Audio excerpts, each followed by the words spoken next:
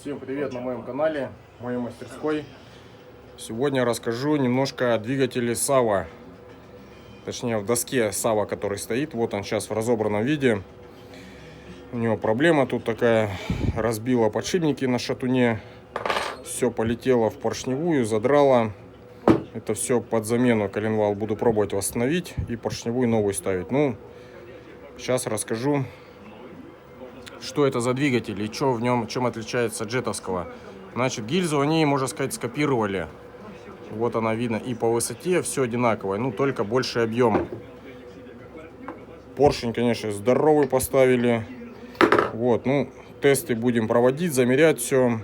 Будет видно, мощнее двигатель этот или нет. Пока что на его родном водомете савовском тяга такая же, как на джетовском. Ну, хорошо, что хоть не хуже. Доработаем потом это все. Проведем тесты на заводском водомете и посмотрим, сколько реально тяга. Какие плюсы в этом двигателе я лично увидел и мне показалось. То есть первое, ну это большой объем. Будем надеяться, что он мощнее будет. Второе, обгонная муфта. Тут как и плюс, так и минус. Она надежнее. Тут много роликов ставили, не как на первых, а не китайских. Но минус тяжелая, работает как маховик. Все это купается в масле, АТФ, по-моему, масло, в таком картере. Здесь шейка никак на джете не будет вырабатываться. Муфта разлетелась, поменял ролики, все работает. Вот, в принципе, вот и все плюсы. Плюс еще то, что здесь стартер помощнее поставили они. Должен как дольше работать и лучше крутить. И в принципе и все.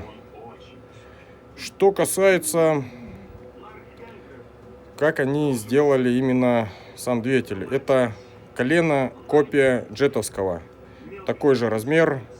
Все так же они скопировали. Ход поршня 49 мм, шатун 91. Вот этот шатун 91 для меня так это минус. Такой шатун нигде не найдешь. Вот сейчас этот шатун разбил, а нигде такой не найду. Палец поставил другой сюда, перепрессовал. Палец такой же, как на джете. И тут вот минус в чем. Они сделали больше объем поршневой.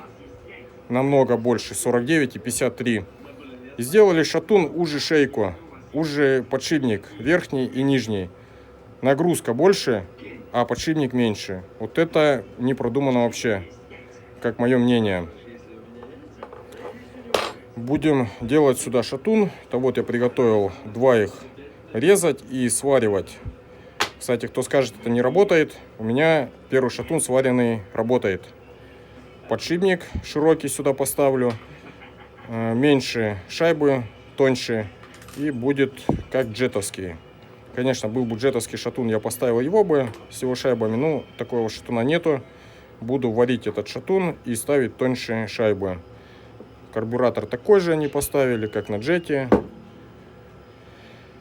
Клапан, в принципе, то же самое, только металлический. И чуть он пошире. Но это немножко конструкция другая. И сюда, кстати, ставится джетовский карбюратор. Можно поставить его. То же самое этот можно поставить на джет. Вот так, в принципе, они сделали двигатель. Пародия на джет. Кстати, по Никосилу здесь еще вопрос. Либо он стерся от того, что задрало, и какая-то проблема с маслом была. Это я, кстати, пробовал ханинговку нанести чуть.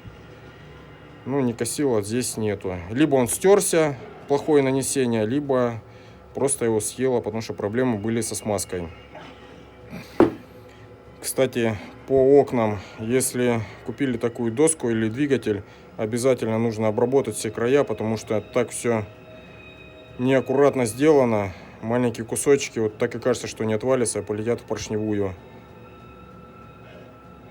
Это все нужно надфилем обработать, все, чтобы было гладненько, ничего не полетело. Так что вот такой двигатель они поставили сюда. Дальше будет видно, поработают они, что ломается. Ну, шатуном, конечно, не продумано, не рассчитано.